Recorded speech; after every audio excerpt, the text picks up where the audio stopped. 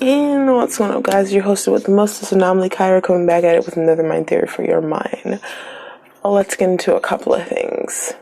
Today I kind of wanted to have a conversation just about like being trusting or distrusting and where that comes from. And like if you're talking to someone that you want them to feel that you trust them, I don't think that's really how the steps need to go. It's almost like machine learning with AI programs where you want it to be something that is there and given already. Or let's just speak about how I work. This is how I work. Now, even though I've lived so many places, it's hard to know where I'm from. So I'll call myself intergalactic or international, depending on who has a certain understanding of what I mean. But I've lived a lot of different places, the core being Midwest, so I like to have my core being of kind of the sweet, kind, how are you type thing. And I actually wish the best for everyone, and I do have quite of a being naive type thing, but I think that's the sweetest thing to be. Like, if you're naive and your first thought isn't that someone's going to chop your foot off, I would say that's mental stability. So let's do a yay for trying to make sure mental stability comes first. So an individual's willingness to consider new knowledge, it means that they're more trustworthy. So if I had a strong idea about something, I don't mind being shown new facts, because new facts can help you deepen your growth. You can become a greater structure than you are now. You know, we love structures that are made from wood or maybe straw or mud. But at the end of the day, you really do want to have those steel beams holding you up in your structure so you can go and turn into a skyscraper if you would like to, or go past 5 levels. And these are all metaphorical speakings, of course. So being able to take in new information is maybe something that may seem like a weakness, but when I put it that way, it definitely sounds like a strength. It's the integrating it with life. Learning that fire is hot.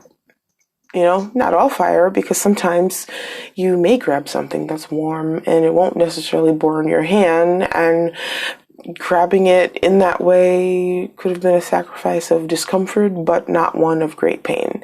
And just like life, we have plenty of opportunities to do this. I like speaking metaphorically more. It just makes more intrinsic value, I believe. You can picture where the point of view is. Okay, so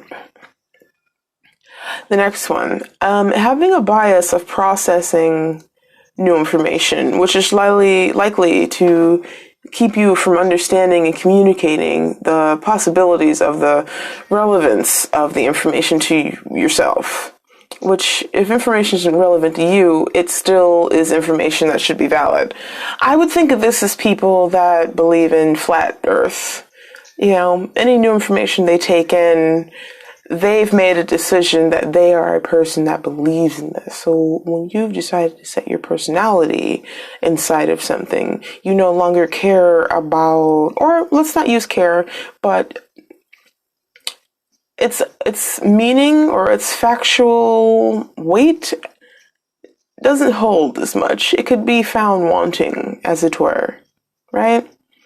So in this way, that would mean you're not open to taking in new information, wherever the source, however clear, that it definitely should be taken in, because this is a part of the concept of the mechanism that is your brain. You are not your brain, but your brain is your tool mechanism. And that's what we do here. I help people do consciousness hacking. I speak about quantum realm theories, which is where I actually believe your mind exists. And in these ways, I want to speak to people in a way so they can find their way out of their own darkness. Because no matter what level of success you reach, there will always be some kind of emotion that may make you feel like you're not good enough, that you could be doing more, or that more needs to be achieved. And this might be hard for someone to understand, but if the marker is, you know, just to make a few 100 million and you'd be happy with that, okay. But once you get there and you're in that environment and you're around those people, well, there's this asshole and they've got $1 billion, and who are they? And they're not smarter than you, and their product or service isn't any better than yours. And now you've got a new goal of $1 billion. So it really, the things that you want, your goals create who you are and the activities that you'll push yourself to have, even if it seems that none of it is possible yet. You have to remember this one, and you got this from me for sure. Everything that is true today and real will not be real nor true tomorrow. I'll put it this way. Someone you know today that is alive, tomorrow could be dead. So being alive would no longer be the truth as soon as tomorrow came. So we'll look at it that way. Or someone that you loved, now they've betrayed you and lied to you, so tomorrow they would not be the person that you endlessly loved because they had betrayed you. So this is the meaning of it, which I think I'm going to put in a t-shirt. I hope you guys buy it. Merch link down below. No. Oh, God. We're not there yet. We're not there yet. I'm going to start the YouTube. Well, it's already started, but I'll start doing videos, and I'll try to say merch and not laugh at the same time. You got to take yourself seriously. That's my next thing. I don't really do that. I like to have a sense of humor, and I think when you've had an insane life and you've been through a lot of crazy things, you find a way to have a sense of humor about it. Because really, at the end of the day, the eagle is the only bird that can fly into the storm. And we think of this as being the most majestic and powerful, this and that, but really, that's just the only option. So for me, really, this is just the only option. I have such a wealth of knowledge that from one topic to the next, I always make sure I tell you guys what research I did, what book it came from, and how to go find this knowledge yourself. I don't want to hoard or keep any information to myself, which is why I had to make this. I just feel that, you know, if you can't be a library, create one or something. And there are a lot of misconceptions about trust and mistrust and, you know, how people understand themselves. And I think the most beautiful thing about humans is that they're so kind and so quick to blame themselves or try to take the blame off of another, or they even created something called blame where maybe they don't even understand the kindness and purity of the universe that we live in. And that there really are just some people who are dangerous. And the main thing I want to teach most people is that you can be dangerous with your intellect and your mind, your spiritual awakening that you may be thinking that you're falling into, or whatever it may be that gives you your strength, Yashim, or, you know, your God, Jesus, or whoever you may follow, your creator. For me, it's God, but the God I worship is not the God any of you know. And I also don't spread the message of that. It's not a Mormon. There are no books. We pass this down through knowledge and mostly through follower to follower. When I meet a fellow, maybe further in the future, I think about something like that where I would allow people to understand that part and maybe see that realm of knowledge. But for now, I'd let you see a piece of this. Someone had about like 30% right. It's something called the egg. Put it in, you go to YouTube, Google, you know, there are these stories about, you know, I don't know, put in the idea of God concept and then put the egg or something, it'll pop up. And it's got a fun idea about one soul, one energy being, and this, we'll get back to trust, but this is where this is coming from. So one entity and God, or the entity that started where we are, the entity that always ends, and the circle, you know, because everything is a circle, nothing is a straight line. Again, I love that saying because really we're just taught that about everything, aren't we? Everything's taught to us like a straight line, even though a straight line doesn't exist. It's always a curved circle. But in that way, so it's said that there's a soul that endlessly comes in and out of existence, just like a quantum particle. So one time you're Tom, who died at 27. The next time you're Betty Sue, who died at 3. And then you're someone in the year 3045, who's just named XXB4. And again and again and again. And you come in and out and in and out of existence. And every time that you bloop out of existence, which would be called death, you appear in this other place, which is just other place. We don't give names and titles. It's just other place.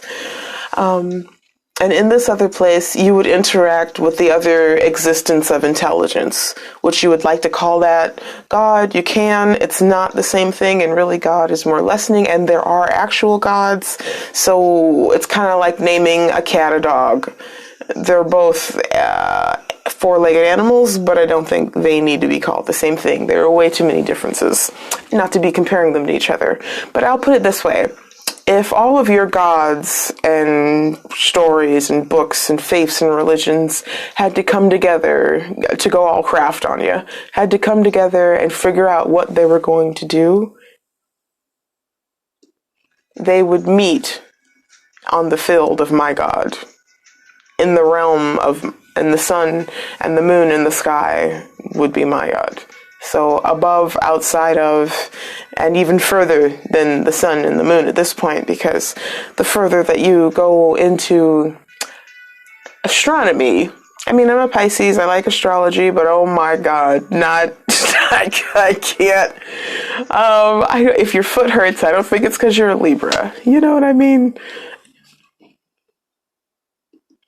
But some things are fun when they teach it to you like that, though. That's what I think anyway.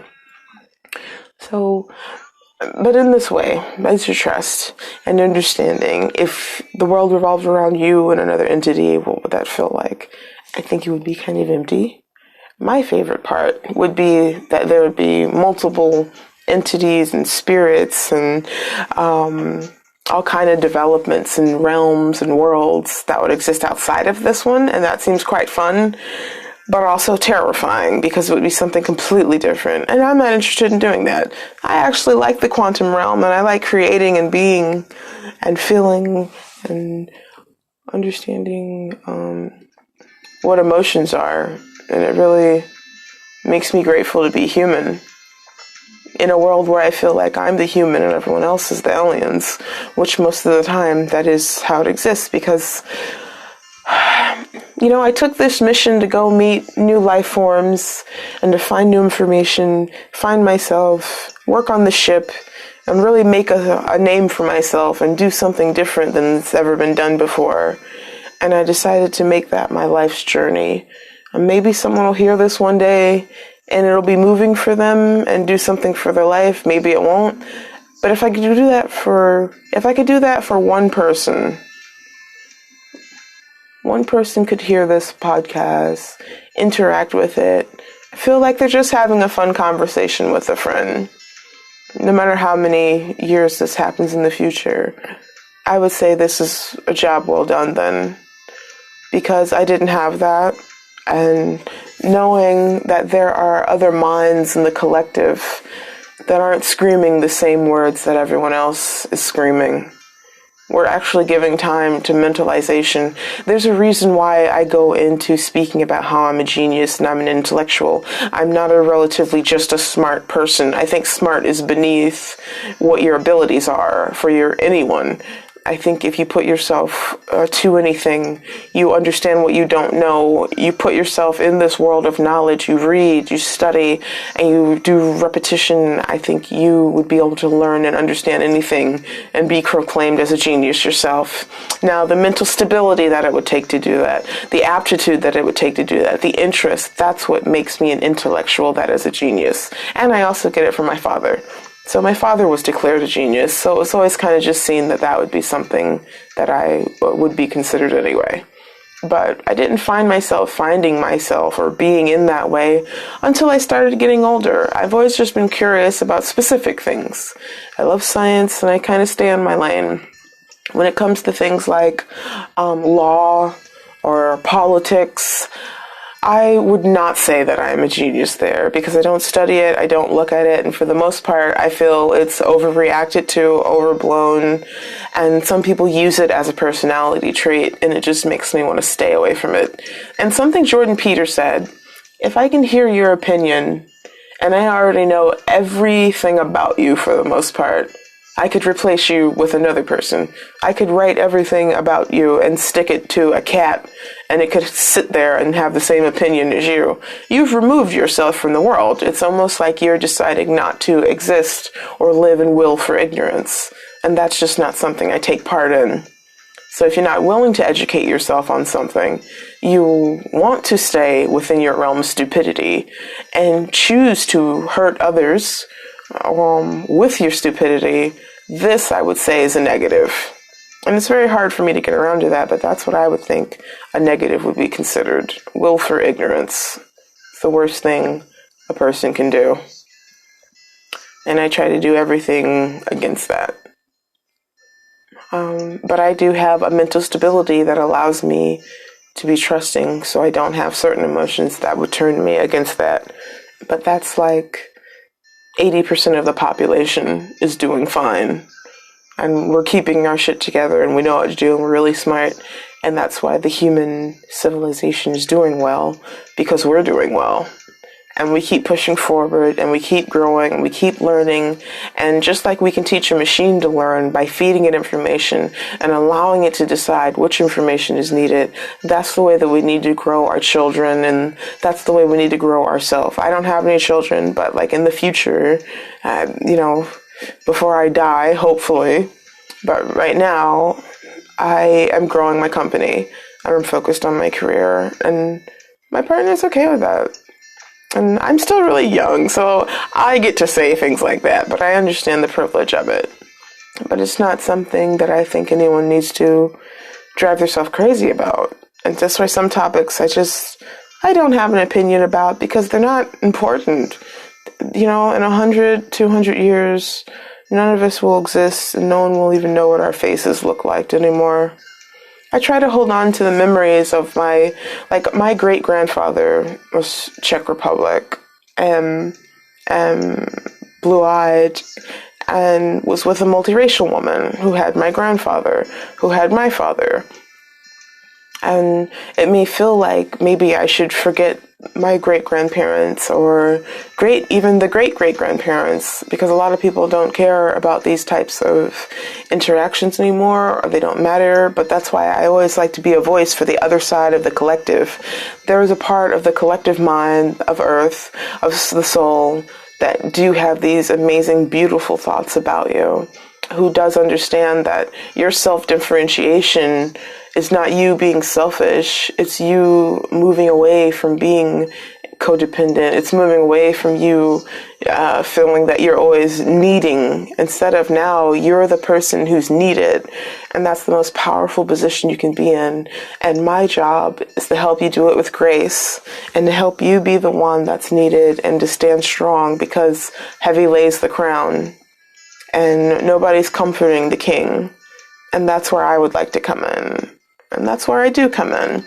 And I don't want to be braggadocious about it, but not to get all surfer on you, but I'm good at what I do and I love what I do. And this is where I think I modeled my life after a couple of people that I thought were amazing, like Alan Watts. And I love to talk and have communication and learn people's stories and learn their new cultures and languages and, da privyet and, all of these kinds of things. It's amazing. And, another thing. Hi, Russia. I see you just crept in there. For a while, it's just been Finland and Ireland, and I always love you guys. But when we get new countries, I like to point out and say hello. So, privyet, как дела? Хорошо. Spasiba, I have all my little sentences. Sorry if that just murdered your ears. That's why I didn't even try to do my ones that I know in Finnish or Danish. I wasn't trying to, everyone will be throwing tomatoes at me. Boo! Terrible. Oh, Lord. Oh, I wanted to do another great quote that I thought was fun, where it said, anxiety is the shadow of a ghost. So I heard that. I was like, anxiety is the shadow of a ghost. So back to like, having your epistemic trust and epistemic vigilance. So if you have epistemic trust, you're open to new information and you can integrate it, adapt it, and even you have a form of adaptation within your memory knowledge and your intellectual levels that you reach, which means you'd be able to grow into someone who's intelligent. I'm trying to make as many smart people as possible. So I hope that if I interact with, in my lifetime, a couple hundred of thousands of people, and all of them could be at an area of where they would love to stay as stupid as they can, after they meet me, they have to expand upon the ideas I've put into their mind. Because just like Einstein said, any idea cannot be removed, it can only be expanded upon. So as long as I get these seeds within your gullet, they can grow, and you can grow them yourself, and we can have this world of more open-minded, beautiful humans who love to, and when I say beautiful, I mean in our humanity, I mean in our caring and our kindness, and the only reason I know of these things is because of the beautiful 50%, 50-50, but 50% was a beautiful part of my life where I experienced amazing people and amazing experiences, and I've been in some of the craziest places where most people think you'd go through insane things, but instead I was completely protected and looked after, and it was just beautiful. I'm gonna say I got lost in Scotland, and an amazing group of these Scottish rugby, amazing looking men, so I just couldn't even fumble my words together, but showed me how to get back to where I was trying to find. We're complete gentlemen, completely caring. Of course I flirted with one of them because, he was hot and I was single. From now on, ladies, just pretend that the 4% of women that listen to this, you could just pretend you're lost, I guess. But for me, I actually was, and I was very scared, and I'm kind of okay with being gentle. I don't think I have to be tough and learn everything all the time. Sometimes I could lose my map or my GPS isn't working or something like that, and it just sucks. And from then on, I've just been there are just good people. There are good people that exist. There are bad people, and I just, thank the heavens I never had to deal with that really. And then there are people who wouldn't be, but I didn't have to go through that. So I understand that exists, but for me, for the most part, I think when I live inside of a quantum realm where I decide to be trusting, I end up attracting more trusting or trustworthy people. So they don't have bad intentions. So I didn't have that kind of interaction. I actually met a really great friend that I lost contact with now because, of course, travel, is very tricky. But I ended up having a great trip across Europe, and I think it was one of the best things that I did. And I can't wait to go back and stay a little bit longer and go to a few more places. Next place I want to go is actually Iceland. I wanted to go there and do the regular touristy stuff, but without letting anyone know I'm a tourist. But they're probably definitely going to know I'm a tourist because I just love that stuff. Because I just love stuff like that. I love, museums and art and, natural, whatever they'd say. If they tell me that there's a tree that grew weird and now people stand in line to go take a picture with it, I want to go see that tree. If there's a place that makes coins float, I want to go see the coins float. This world is exciting and magical, and there's so many different little things that are so beautiful. They have this place in Ireland where, some of you know, where you can leave coins in the tree or right before you go buy something. Someone's already screaming the name at me. I know, I'm so sorry. But the fact is that you can see so many coins lining up, and each coin embedded into this practically soul pieces was a person, was an energy, was a hope, was a dream, and it gets me just emotional, and I just think it's beautiful. And I love experiencing places like that and being a part of their energy. And that's just, I think, because I've decided to base my own life, like I've decided to stay a professional intellectual. I'm a trusting person, but what I will say is just like Jordan Peters said, I can still be dangerous if required. So I'm not someone who is afraid. I have a military father. I know how to pop your eye out with one finger. I don't really have to knock a man out. So I'm not afraid in that way. I'm trained and I'm educated and I know what's what, and I have a great strong sense of intuition. So for me, I get to have a different experience than a lot of other people, just because of the privilege of the way I was able to have life dealt at me. Half of it being practically perfect, and the other half being a complete nightmare.